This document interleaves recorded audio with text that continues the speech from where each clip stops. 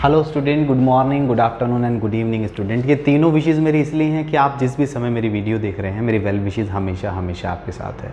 Student, आज हम लोगों को सॉलिड चैप्टर में जो डिस्कस करना है वो करना है डिफेक्ट्स ऑफ सॉलिड। तो आज जनरली हमारा जो टॉपिक रहेगा वो रहेगा डिफेक्ट्स ऑफ सॉलिड।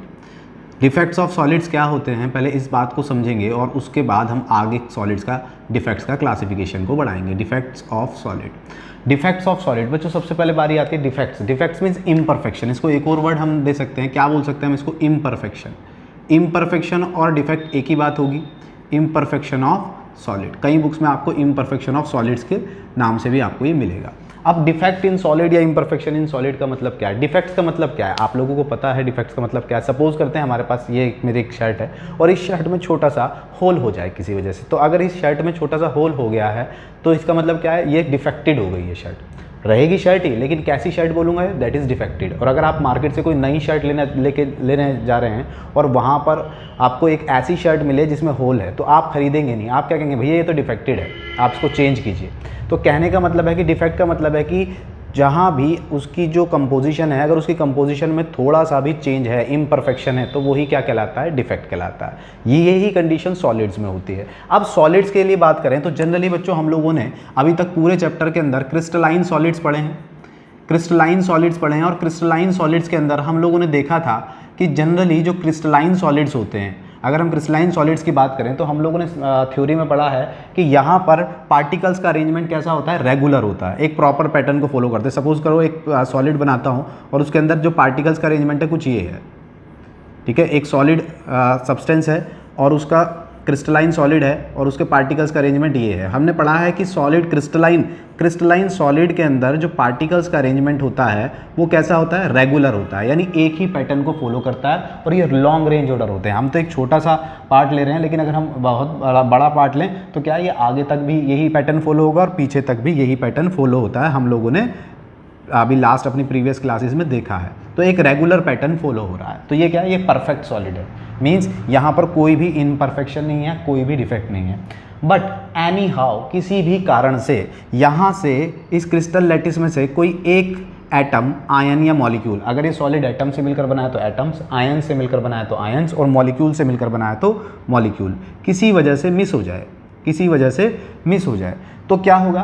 क्या ये सॉलिड नहीं रहेगा? ये अब भी सॉलिड ही रहेगा, लेकिन इसमें अब क्या आ गया है? डिफेक्ट। क्यों? क्योंकि इसका पैटर्न डिस्टर्ब हो चुका है। और इसी को हम क्या बोलते हैं? Defects of solid, imperfection of solid. यानी जब सॉलिड के अरेंजमेंट में इम्परफेक्शन आ जाता है तो उसी को क्या बोला जाता है? Defects of solid. तो इम्परफेक्शन का मतलब है कि जब डिस्टर्बेंस, यानी पार्टिकल्स के अरेंजमेंट में डिस्टर्बेंस है ना, क्या लिखेंगे हम? Disturbance between the arrangement of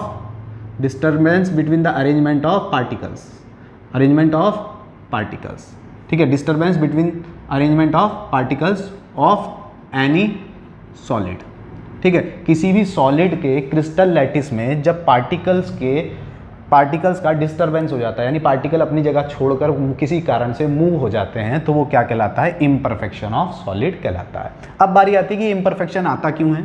तो इसके कुछ कारण हो सकते हैं। फर्स्ट रीज़न हम दे सकते हैं कि that is the rapid cooling.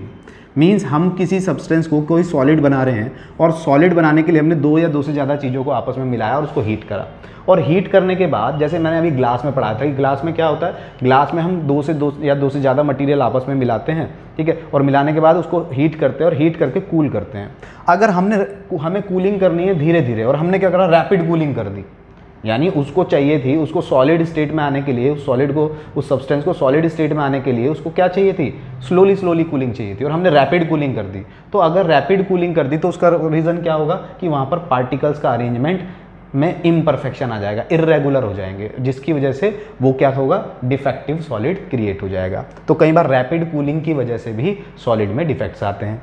दूसरा रीज़न क्या हो सकता है? तो दूसरा रीज़न हो सकता है कि एंट्री ऑफ अनदर इम्प्यूरिटीज़, है ना, foreign material, entry of foreign material means, foreign material का मतलब है कि अगर सपोज करते हैं हम किसी सब्सटेंस को फॉर्मेशन करने के लिए, किसी सॉलिड का फॉर्मेशन करने के लिए उसको हीट कर रहे थे, तो क्या हुआ कि एनवायरनमेंट की एयर में कोई एटम या मॉलिक्यूल है और वो हीट करते समय उसके साथ कंबाइंड हो गया, है ना, एयर से कंबाइंड हो गया, और कंबाइंड होने के बाद उसके साथ अटैच हो गया और क्या हुआ?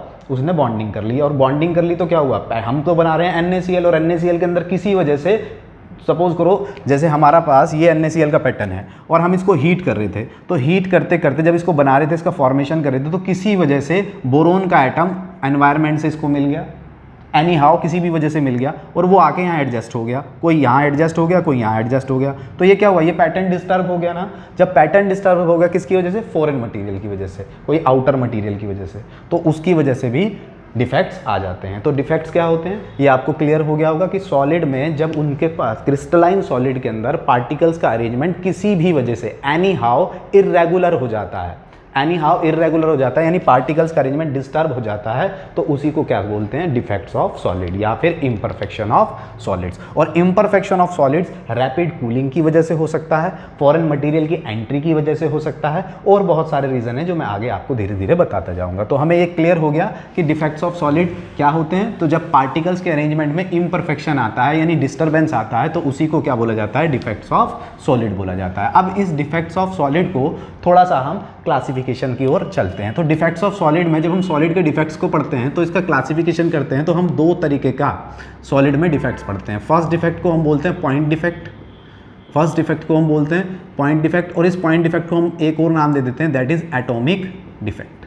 पॉइंट डिफेक्ट या फिर हम इसको बोलते हैं एटॉमिक डिफेक्ट। सेकंड डिफेक्ट कौन सा हो सकता है सॉलिड्स के अंदर, तो उसको हम बोलते हैं लाइन डिफेक्ट, लाइन डिफेक्ट, ठीक है, लाइन डिफेक्ट, या फिर हम इसको बोल देते हैं इलेक्ट्रिकल डिफेक्ट, इलेक्ट्रिकल डिफेक्ट। तो इस तरीके से अगर हम डिफेक्ट्स को क्लासिफाइड करते हैं, बेसिकली दो पार्ट्स में हमारा डिफेक्ट कन्वर्ट हो जाता है, फर्स्ट पॉइंट डिफेक्ट और सेकंड लाइन डिफेक्ट। अब जनरली क्रिस्टलाइन सॉलिड्स में जो देखा जाता है या अपीयरेंस में आता है वो पॉइंट डिफेक्ट आता है, तो बेसिकली हमें इस पॉइंट डिफेक्ट को ही यहाँ डिस्कस करना है।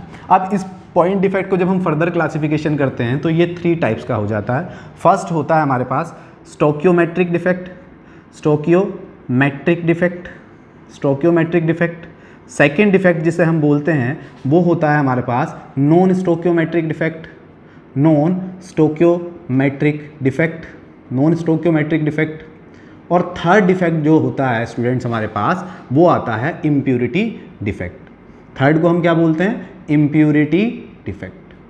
तो हमने कैसे क्लासिफिकेशन किया कि डिफेक्ट्स ऑफ सॉलिड का जब क्लासिफिकेशन करते हैं तो 2 टाइप से होता है, पॉइंट डिफेक्ट और लाइन डिफेक्ट। बेसिकली क्रिस्टलाइन में पॉइंट डिफेक्ट होता है, और पॉइंट डिफेक्ट फर्दर क्लासिफाइड हो जाता है 3 टाइप्स में, स्टोकियोमेट्रिक डिफेक्ट, नॉन स्टोकियोमेट्रिक डिफेक्ट और इम्प्यूरिटी डिफेक्ट। अब ये फर्दर क्लासिफाइड होते हैं। तो स्टोकियोमेट्रिक डिफेक्ट की अगर हम बात करें स्टूडेंट्स, तो स्टोकियोमेट्रिक फर्दर 4 टाइप्स में कन्वर्ट हो जाता है। क्या होता है, वैकेंसी डिफेक्ट, ये कितने तरीके का होता है, ये 4 तरीके का होता है, that is vacancy defect. Second होता है interstitial defect, interstitial defects, vacancy defect, interstitial defect. Third होता है स्कॉटकी, स्कॉटकी डिफेक्ट। अब बच्चों यहाँ स्कॉटकी डिफेक्ट का प्रोनाउंसिएशन जो है स्कॉटकी, कई बार इसको स्कॉटकी बोला जाता है और कई बार हम इसको जल्दी से जब बोलते हैं तो शॉर्ट की बोलते हैं, शॉर्ट की।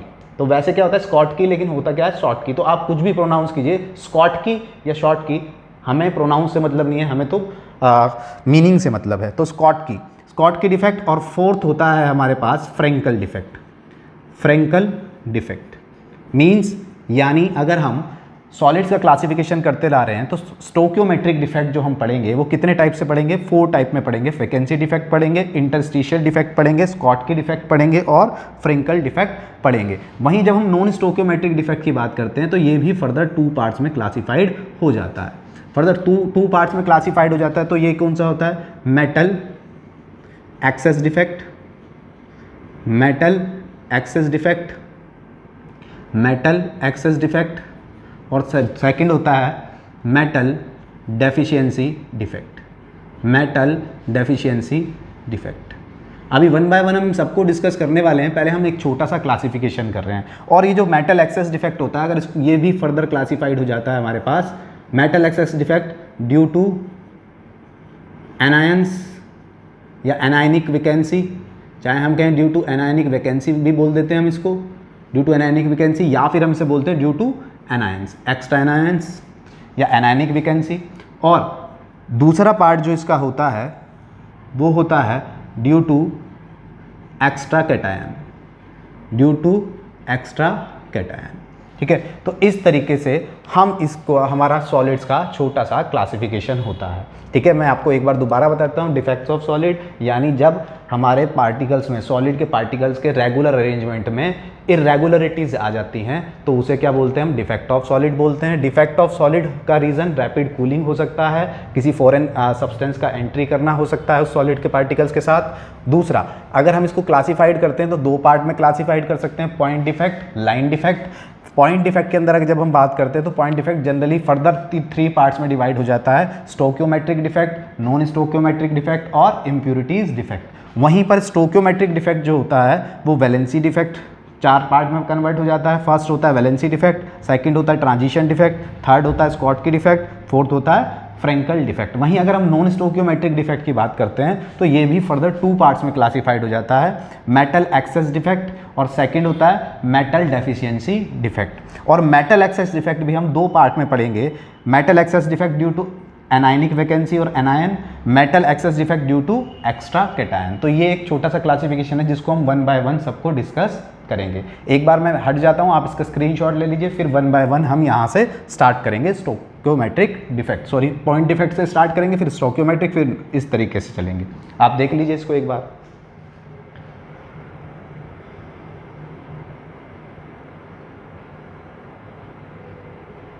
होप आप लोगों ने इसको देख लिया होगा। अब मैं इसको रब कर रहा हूँ, अब 1 बाय 1 हम इसको, इस क्लासिफिकेशन को एक्सप्लेनेशन में लाएंगे।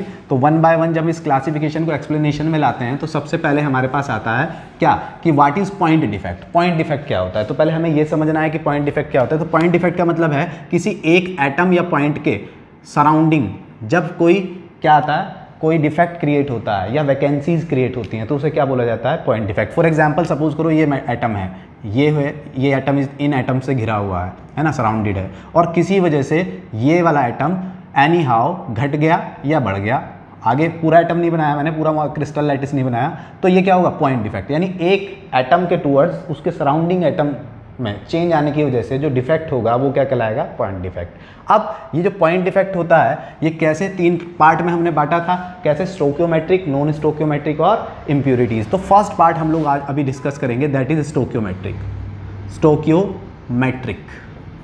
Stoichiometric defect. अब बच्चों सबसे पहले आप लोगों को ये वर्ड पता होना चाहिए, स्टोक्योमेट्रिक डिफेक्ट। हालांकि हम लोग इस वर्ड से पहले भी डिस्कशन में ले आए हैं और 11th में हम इसको डिस्कशन में ले आते हैं। तो स्टोक्योमेट्रिक का मतलब होता है कि जब कोई रिएक्शन होती है या बैलेंसिंग, यानी कोई रिएक्शन है या कोई प्रोसेस है, कोई मॉलिक्यूल है, जब उसमें फिक्स्ड नंबर ऑफ एटम्स होते हैं, डेफिनेट नंबर ऑफ एटम्स होते हैं, तो उसे हम क्या बोलते हैं, दैट इज स्टोक्योमेट्रिक। और अगर उसमें डेफिनेट नंबर ऑफ एटम नहीं है, यानी जो उसका रेशो होना चाहिए वो रेशो नहीं है, रेशो डिस्टर्ब है, तो वो क्या कहलाता है, नॉन स्टोक्योमेट्रिक। मीन्स जब किसी मॉलिक्यूल में, किसी एटम में, किसी आयन में, किसी सॉलिड पार्टिकल में नंबर ऑफ एटम्स का रेशो फिक्स होता है तो वो क्या कहलाता है, स्टोक्योमेट्री। क्या कहलाता है, स्टोक्योमेट्रिक मॉलिक्यूल कहलाता है, एटम कहलाता है या सॉलिड कहलाता है। जब वहाँ नंबर ऑफ एटम का रेशो डिस्टर्ब होता है तो वो सिचुएशन क्या क्रिएट होती है, नॉन स्टोक्योमेट्रिक। तो यहाँ पर जब भी हम इस डिफेक्ट को पढ़ेंगे तो यहाँ पर क्या होगा, रेशो, नंबर ऑफ एटम्स का रेशो डिस्टर्ब नहीं होगा, रेशो फिक्स रहेगा इन सारे सॉलिड्स के अंदर। तो इसीलिए हम इसे क्या बोलते हैं, स्टोक्योमेट्रिक डिफेक्ट। अब इस स्टोक्योमेट्रिक डिफेक्ट को हम एक नाम और दे देते हैं, दैट इज थर्मोडायनामिक डिफेक्ट। अब ये थर्मोडायनामिक डिफेक्ट क्यों बोल रहे हैं बच्चों हम इसको, तो थर्मोडायनामिक डिफेक्ट बोलने का रीजन है क्योंकि ये स्टोक्योमेट्रिक डिफेक्ट टोटली बेस्ड होता है हीट कंटेंट पर, हीट देने पर या हीट रिलीजिंग पर। तो जिसकी वजह से इसको, और हीट का जहाँ भी जब भी हम जिक्र करते हैं तो वो थर्मोडायनेमिक में के पार्ट में करते हैं, तो इसलिए हम इसे थर्मोडायनेमिक डिफेक्ट भी बोल सकते हैं। अब स्टोक्योमेट्रिक डिफेक्ट में सबसे पहले मैं आपको बता दूं, ये जो वैकेंसी डिफेक्ट था और हमने इसका देखा था, वैकेंसी के बाद हमने दूसरा डिफेक्ट मैंने बताया था आपको, इंटरस्टिशियल डिफेक्ट।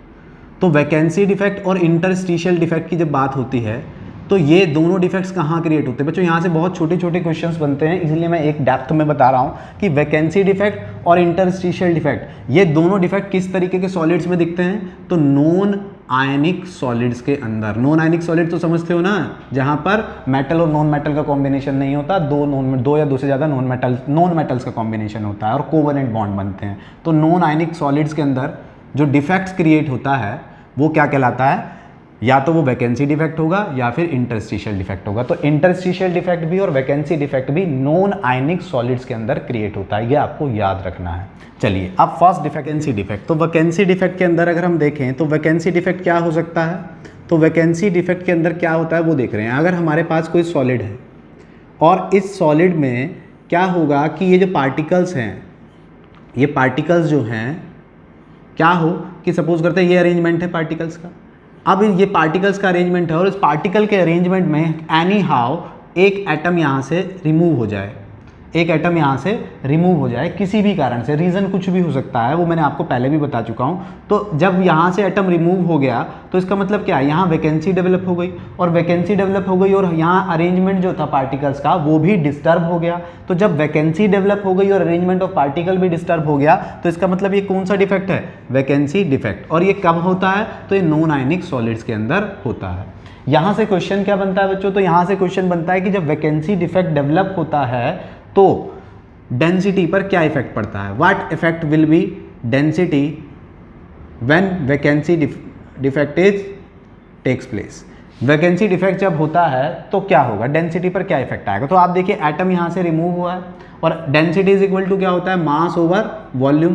पहले इस एटम का भी मास कंसीडर होगा, अब एक एटम यहाँ से कम हो गया, जब एक एटम कम हो गया तो मास भी तो कम हो गया, और अगर मास कम होता है तो डेंसिटी भी क्या होगी, कम, क्योंकि डेंसिटी और मास में क्या रिलेशन होता है, दोनों डायरेक्टली प्रोपोर्शनल होते हैं। तो यहाँ पर क्या होता है, वैकेंसी डिफेक्ट आपको समझ में आ गया होगा कि एनी हाउ एटम का रिमूव हो जाना और रिमूव होने के बाद वहाँ पर एक खाली जगह बच जाना, वैकेंसी बच जाना, इसी को हम क्या बोलते हैं, वैकेंसी डिफेक्ट बोलते हैं। और ये vacancy defect non ionic solids में होता है, ठीक है। और वैकेंसी डिफेक्ट जब होता है तो डेंसिटी क्या हो जाती है बच्चों, डेंसिटी हो जाती है डिक्रीज। और अगर हम यहाँ कहें कि कंडक्टिविटी, तो कंडक्टिविटी यहाँ हो जाएगी, कंडक्टिविटी क्या हो जाएगी बच्चों यहाँ पर, इंक्रीज। क्यों, क्योंकि जैसे ही वैकेंसी डेवलप होगी हमारे एटम्स को, इलेक्ट्रॉन्स को, यानी हमारे इलेक्ट्रॉन्स को क्या होगा, मूव करने के लिए स्पेस मिल जाएगा। और अगर इलेक्ट्रॉन्स को मूव करने के लिए स्पेस मिल जाएगा तो easily will be the flow of electron, easily will be the conductivity. तो कहने का मतलब यह है कि जब फ्लो करने के लिए स्पेस मिल गया तो कंडक्टिविटी तो हो जाएगी इंक्रीज और डेंसिटी हो जाएगी डिक्रीज। किस केस में, वैकेंसी डिफेक्ट में। और वैकेंसी डिफेक्ट कौन सा होता है, नॉन आयनिक सॉलिड्स के अंदर होता है। अब सेकेंड बात करते हैं इंटरस्टिशियल डिफेक्ट। Interstitial defect. अब बच्चों जब इंटरस्टिशियल डिफेक्ट की बात आती है तो इंटरस्टिशियल का मतलब क्या होता है, सपोज करते हैं हमारे पास ये सॉलिड है और ये सॉलिड होने के बाद ये सॉलिड जो है और इसमें पार्टिकल्स का अरेंजमेंट ये था, रेगुलर अरेंजमेंट था, कोई एक पैटर्न को फॉलो कर रहे हैं और लॉन्ग रेंज ऑर्डर है, ठीक है, क्रिस्टल लैटिस है, यानी नॉन आयनिक सॉलिड है ये। अब नॉन आयनिक सॉलिड में इंटरस्टिशियल साइड क्या होती है, जो खाली जगह है, अगर मैं इनको सबको मिला के रखूँ या इस एटम को मैं ऐसे बनाऊँ, यानी इस सॉलिड को मैं अगर ऐसे बनाऊँ और ऐसे बनाने के बाद पार्टिकल्स को कुछ इस तरीके से दिखाऊं, तो यहाँ जो बच्चों ये जो खाली जगह है, ये जो खाली जगह है, हमने लास्ट क्लास में इसको वॉइड्स पढ़ा था, और वॉइड्स या फिर हम इसे क्या बोलते हैं, इंटरस्टिशियल साइट्स। तो ये जो वॉइड्स है, इंटरस्टिशियल साइट है, होता क्या है कि कोई एटम यहाँ से रिमूव होकर, कोई भी एक एटम कहीं से अपनी पोजीशन से रिमूव होकर वो कहाँ आ जाता है, इंटरस्टिशियल साइट में आ जाता है। एटम अपनी जगह छोड़कर कहाँ मूव हो जाता है, इंटरस्टिशियल साइट में। अब वो तो अपनी जगह छोड़कर यहाँ चला गया, तो ये जगह तो हो गई, ये स्पेस क्या हो गया, ब्लैंक, ये स्पेस तो हो गया ब्लैंक, और जो यहाँ ब्लैंक जगह थी वो हो गई फिल हो गई। तो इसका मतलब क्या, स्टोइकियोमेट्री डिस्टर्ब हो गई, क्यों, यहाँ तो ब्लैंक हो गया और जबकि यहाँ ब्लैंक नहीं होना चाहिए। तो क्या हुआ, when the atom is removed from their lattice site to the interstitial site in a known solid, non ionic solid, that is known as interstitial defect। यानी जब एक एटम अपनी लैटिस साइट को छोड़कर अपनी इंटरस्टिशियल साइट में, solid की interstitial site में मूव कर जाता है, तो वहाँ पर तो इस ऐसे डिफेक्ट को क्या बोला जाता है, इंटरस्टिशियल डिफेक्ट बोला जाता है। अब इस इंटरस्टिशियल डिफेक्ट में डेंसिटी की बात करें, अब आप बताइए, सोचिए जरा डेंसिटी में क्या इफेक्ट होगा। तो डेंसिटी में इस बार क्या होगा, रिमेन सेम। डेंसिटी क्या रहने वाली है बच्चों, इस बार रिमेन सेम। सर क्यों रहने वाली है रिमेन सेम, तो उसका रीजन है क्योंकि एटम कहीं बाहर नहीं गया है, एटम ने अपनी पोजीशन छोड़ के दूसरी पोजीशन ली है, लेकिन बाहर नहीं गया है, मीन्स मास तो यहीं का यहीं है, और अगर उसका मास यहीं कंसिडर होगा तो उसकी डेंसिटी भी सेम रहेगी। तो डेंसिटी इस केस में क्या होती है, इस केस में इंटरस्टिशियल साइड में डेंसिटी होती है सेम, लेकिन ब्लैंक स्पेस तो बन गया, और अगर ब्लैंक स्पेस बन गया तो कंडक्टिविटी क्या हो जाएगी, इंक्रीज। डेंसिटी रहेगी सेम और कंडक्टिविटी हो जाएगी इंक्रीज। तो ये होता है किसमें, इंटरस्टिशियल डिफेक्ट्स में, और ये नॉन आयनिक सॉलिड्स का एग्जाम्पल होते हैं। अब ये अगर आपको बात क्लियर हो गई है तो हम इसका थर्ड पार्ट यानी स्टोकियोमेट्रिक डिफेक्ट का थर्ड पार्ट, और बहुत इंपॉर्टेंट पार्ट है क्योंकि वहीं से क्वेश्चन आता है, यहाँ से कोई खास क्वेश्चन नहीं बनते हैं। अब जो थर्ड पार्ट है या फोर्थ पार्ट है, इन्हीं से क्वेश्चन आने वाला है और इन्हीं को आपको बहुत अच्छे से समझना है और इसकी प्रॉपर्टीज़ को हमें बहुत अच्छे से समझना है। थर्ड पार्ट हमारा है स्कॉटकी, यानी हम कहते हैं स्कॉटकी डिफेक्ट। अब स्कॉटकी डिफेक्ट या हम इसे क्या बोले, शॉर्टकी डिफेक्ट। अब ये जो शॉर्टकी डिफेक्ट होता है, शॉर्ट की ना वर्ड से समझ में आ रहा है, शॉर्ट, कुछ शॉर्ट हो रहा है, शॉर्ट मीन्स कुछ कमी हो रही है। अब कुछ कमी क्या होती है वो मैं आपको समझाता हूँ कि सपोज करते हैं हमारे पास कोई क्रिस्टल लैटिस का हमने एक पार्ट ले लिया, और अब दूसरी सबसे पहले इंपॉर्टेंट कंडीशन क्या है कि ये आयनिक सॉलिड्स में होता है। ये किसका एग्जांपल होता है, आयनिक सॉलिड का, आयनिक सॉलिड्स का, ठीक है। अब आयनिक सॉलिड में आयनिक सॉलिड है तो एक कैटायन और एनायन से मिलकर बनेगा। सपोज करते हैं कैटायन है, ये एनायन है, ये कैटायन है, ये एनायन है, फिर ये कैटायन है और ये एनायन है। यहीं पर ये एनायन है, ये कैटायन है, ये एनायन है, ये कैटायन है, इस तरीके से एनायन और कैटायन। ये अरेंजमेंट इस सॉलिड के अंदर है। सपोज कर रहे हैं हम लोग ये अरेंजमेंट इस सॉलिड के अंदर है, ठीक है। अब सपोज करते इतना ही सॉलिड बना देता हूँ, ये अरेंजमेंट है इस सॉलिड के अंदर। अब इस सॉलिड के अंदर अगर ये अरेंजमेंट है तो 1 2 3 1 2 3 1 2 3, यानी हमारे पास कैटायन कितने हैं, 9, हमारे पास एनायन कितने हैं, 9। तो 9:9 का रेशो है, यानी 1:2। अगर मैं इसको कट करूं तो क्या होगा, 1:1 का रेशो है यहाँ पर, ठीक है, 1:1 का रेशो है। अब स्कॉटकी डिफेक्ट क्या होता है या इसकी डेफिनेशन वाइज क्या कहती है, इसकी डेफिनेशन कहती है when equal number of cation and anion are missing from their lattice site in a ionic solid. जब किसी आयनिक सॉलिड में से equal number of cation, when equal number of cations and equal number of anions, equal number of cations and equal number of anions are missing from their lattice site, missing from their lattice site, from their lattice site, from their lattice site, the defect is called as Schottky defect। Means जब किसी crystal solid में से equal number में cation और anion अपनी lattice site से remove हो जाते हैं, बाहर चले जाते हैं किसी वजह से, तो वो क्या कहलाता है, स्कॉटकी डिफेक्ट कहलाता है। जैसे अब यहाँ से सपोज करो इक्वल नंबर में कैटायन, यानी एक कैटायन तो ये यहाँ से रिमूव हो गया और कहीं से एक एनायन यहाँ से रिमूव हो गया। अब कैटायन और एनायन यहाँ से रिमूव हो गए, ठीक है, एक कैटायन रिमूव हुआ, एक कैटायन रिमूव हुआ। अब मुझे बताओ कि कैटायन का रेशो क्या रह गया, 8, एनायन का रेशो क्या है, 8, और 8:8 यानी 1:1।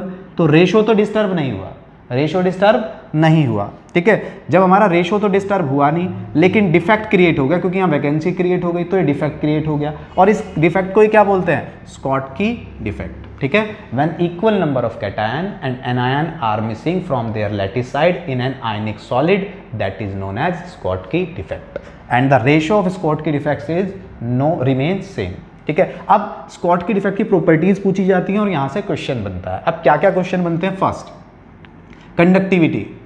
तो कंडक्टिविटी पर क्या होगा भाई, सीधी सी बात है, आयंस को मूव करने के लिए स्पेस मिल गया तो कंडक्टिविटी क्या होगी यहाँ पर, इंक्रीज। स्कॉटकी डिफेक्ट की वजह से सॉलिड में कंडक्टिविटी क्या हो जाती है, इंक्रीज। सेकंड क्वेश्चन डेंसिटी, आप बताइए डेंसिटी। भाई यहाँ से मटेरियल ही बाहर चला गया तो मास में चेंज आएगा, और मास में चेंज आएगा तो डेंसिटी में भी चेंज आएगा, तो इसका मतलब क्या होता है, यहाँ पे डेंसिटी क्या हो जाती है, डिक्रीज।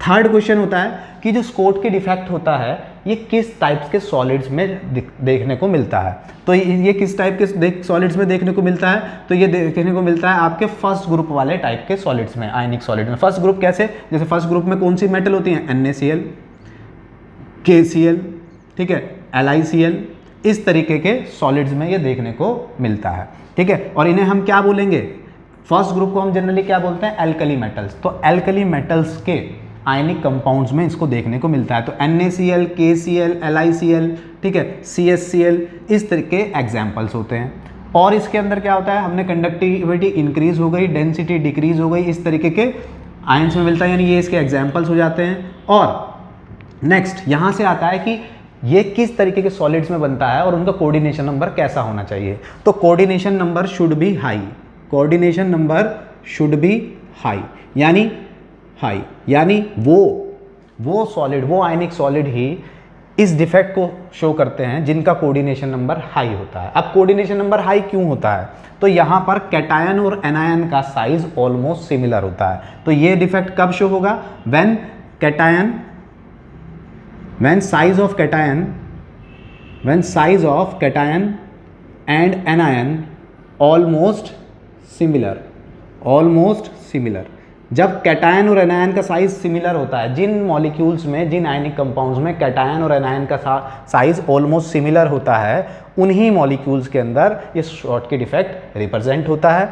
यहाँ पर कोऑर्डिनेशन नंबर क्या होता है, बहुत ज़्यादा हाई होता है, ठीक है, और साइज ऑलमोस्ट सिमिलर होता है। और जनरली साइज ऑलमोस्ट किसका सिमिलर होता है, तो एल्कली हैलाइड्स, ये है एल्कली और ये है हैलाइड। एल्कली हैलाइड्स के अंदर साइज ऑलमोस्ट सिमिलर होता है, इसलिए एल्कली हैलाइड्स स्कॉटकी डिफेक्ट को क्या करते हैं, शो करते हैं। और यहाँ स्कॉटकी डिफेक्ट में डेंसिटी डिक्रीज हो जाती है और कंडक्टिविटी इंक्रीज हो जाती है। मैं एक बार हट जाता हूँ, आप इसका स्क्रीनशॉट ले लीजिए, फिर हम चलेंगे फ्रेंकल डिफेक्ट पर। बड़ा इंपॉर्टेंट है, यहाँ से क्वेश्चन बहुत आते हैं, आप देख लीजिए एक बार।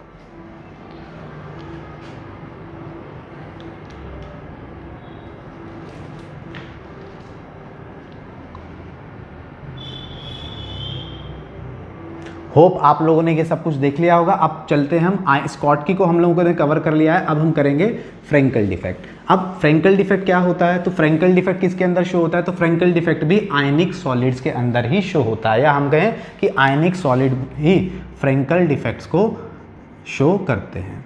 अब फ्रेंकल डिफेक्ट क्या होता है भाई, फ्रेंकल डिफेक्ट की बात करें तो अच्छा मैं एक बात और बता देता हूँ आपको। अभी मैंने आपको वैकेंसी डिफेक्ट पढ़ाया, ठीक है, फिर मैंने आपको क्या पढ़ाया, फिर मैंने आपको पढ़ाया था इंटरस्टिशियल डिफेक्ट। तो इंटरस्टिशियल डिफेक्ट और वैकेंसी डिफेक्ट में मैंने आपको बताया था ये किस में होता है, तो नॉन आयनिक सॉलिड में होता है। और ये किस में होता है, ये दोनों डिफेक्ट होते हैं आयनिक सॉलिड में। पहले आपको ये दोनों पार्ट दोनों ही स्टोकियोमेट्रिक डिफेक्ट के हैं, लेकिन ये आयनिक सॉलिड्स में होते हैं और ये वाले defect non ionic solid show करते हैं। दूसरा, स्कॉटकी डिफेक्ट किससे सिमिलरिटी शो करता है, वैकेंसी डिफेक्ट से, क्योंकि स्कॉटकी डिफेक्ट में भी वैकेंसी डेवलप हुई है और वैकेंसी डिफेक्ट में भी वैकेंसी डेवलप हुई है किसी कैटायन या एनायन के जाने, यहाँ कैटायन एनायन के जाने से वैकेंसी डेवलप हुई है, यहाँ नॉन आयनिक कंपाउंड के एलिमेंट के जाने से हुई है। और फ्रेंकल डिफेक्ट जो सिमिलरिटी शो करता है वो किसमें करता है, इंटरस्टिशियल डिफेक्ट से। बस यहाँ डिफरेंस ये है, ये आयनिक सॉलिड में और ये ये नॉन आयनिक सॉलिड में और ये आयनिक सॉलिड में। चलिए एक्सप्लेन करते हैं फ्रेंकल डिफेक्ट। तो फ्रेंकल डिफेक्ट के लिए फिर एक डायग्राम बनाता हूँ मैं, और इसमें क्या होता है कि इसके अंदर फ्रेंकल डिफेक्ट में सपोज करते हैं कि सॉलिड का ये जो एक कैटायन, एक एनायन, एक कैटायन और एक एनायन, फिर कैटायन और फिर आगे एनायन, ठीक है, इस तरीके का सॉलिड है। इसी तरीके से फिर anion, cation, anion, cation, anion, एक अरेंजमेंट, एक रेगुलर अरेंजमेंट फॉलो हो रहा है। फिर एक कैटायन, फिर एक एनायन, फिर एक कैटायन, फिर एक एनायन, फिर एक कैटायन और एक फिर एनायन, और सो ऑन, आगे भी पीछे भी ऐसा हो रहा है। अब यहाँ क्या होता है कि फ्रेंकल डिफेक्ट में जो कोई भी जनरली बच्चों, मैं आपको एक और बता दूं कि कैटायन का साइज एनायन के कंपैरिजन में क्या होता है, स्मॉल। तो वैसे तो कोई भी इंटरस्टिशियल साइट में जा सकता है, लेकिन 90% केसेस में कौन जाता है, कैटायन। तो यहाँ से अपनी लैटिस साइट को छोड़कर कोई भी एक कैटायन कहीं पर इंटरस्टिशियल साइट में जाकर फिट हो जाता है, अपनी इंटरस्टिशियल साइट में जाकर फिट हो जाता है। जब ये कोई भी कैटायन अपनी इंटरस्टिशियल साइट में जाकर फिट हो जाता है तो यहाँ वैकेंसी डेवलप हो जाती है। और इस तरीके के डिफेक्ट को आयनिक सॉलिड के अंदर क्या बोला जाता है, आयनिक सॉलिड्स के अंदर इस तरीके के डिफेक्ट्स को बोला जाता है Frenkel defect. Means Frenkel defects are that kind of defects in which a ionic solid the in any atom or ion or molecule of ionic solid remove from their lattice site to place interstitial site, that is known as Frenkel defect. ठीक है। अब Frenkel defect क्या होता है, तो कोई भी atom, कोई भी कैटायन अपनी पोजीशन छोड़कर इंटरस्टिशियल साइड में जब चला जाता है आयनिक सॉलिड्स के अंदर, तो फ्रैंकल डिफेक्ट होता है। अब यहाँ क्या क्या होता है, तो पहला कंडक्टिविटी, आप बताइए कंडक्टिविटी पर क्या होगा, तो कंडक्टिविटी तो इंक्रीज ही होगी क्योंकि स्पेस मिला है, तो कंडक्टिविटी इंक्रीज हो गई। सेकेंड पार्ट आता है डेंसिटी।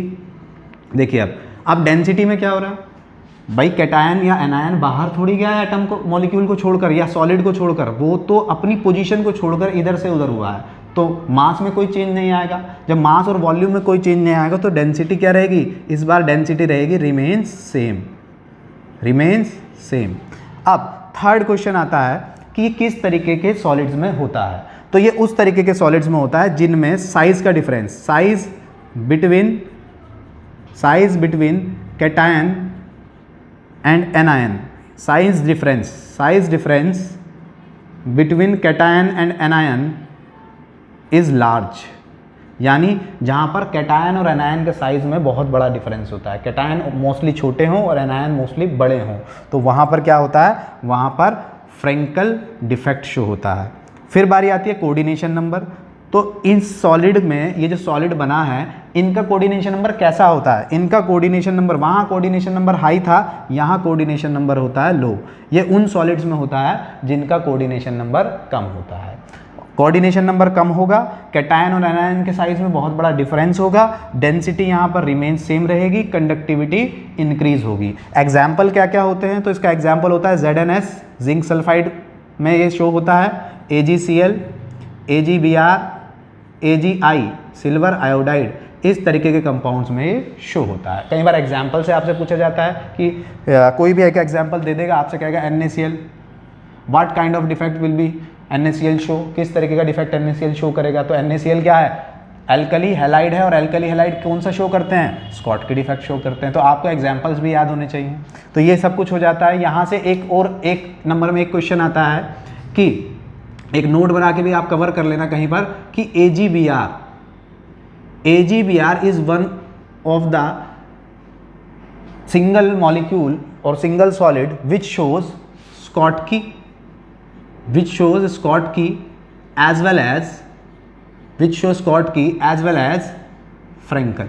मीन्स एक क्वेश्चन आता है कि ऐसा कौन सा आयनिक सॉलिड है जो फ्रैंकल और स्कॉट की दोनों डिफेक्ट शो करता है। तो AgBr एक ऐसा आयनिक सॉलिड है जो फ्रैंकल और स्कॉट की दोनों शो करता है। ठीक है, आज की क्लास बच्चों यहीं रखते हैं। अभी हमने स्टोकियोमेट्रिक डिफेक्ट्स को डिस्कस करा है, नेक्स्ट क्लास में हम नॉन स्टोकियोमेट्रिक डिफेक्ट्स और इम्प्यूरिटी डिफेक्ट्स को कवर करेंगे।